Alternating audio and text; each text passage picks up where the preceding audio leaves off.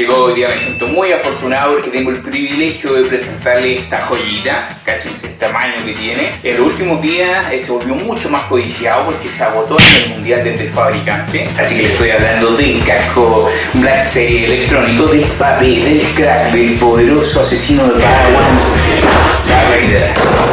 Lo primero, chicos, es cortar el scotch de la tapa con un cuchillo bendecido por la orden Sith. Estamos aquí. Nunca pensé que iba a tener el privilegio de hacer algo semejante. Uno de los cascos que tenía más ganas de abrir y no sé lo que me voy a encontrar aquí. Todavía no sé lo que me he encontrado acá, pero vamos descubriéndolo. Esto viene más que seguro.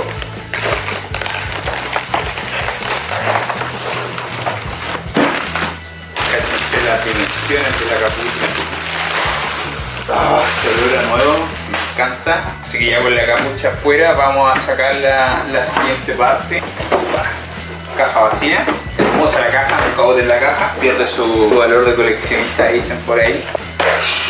¿Qué tal? Vamos a sacar la bolsa. Miren el tamaño de la parte frontal del casco. La zona del cuello se saca así. Y tiene toda la parte de los cables, como pueden ver ahí. Tiene unos acoples magnéticos. Y ahora vamos a probar, chicos, los sonidos del casco. Ya, chicos, el momento que estaba esperando, el momento en que me voy a poner el casco de Vader. En este momento me encuentro solo, así que si muero asfixiado, me van a encontrar, yo creo, espero que mañana.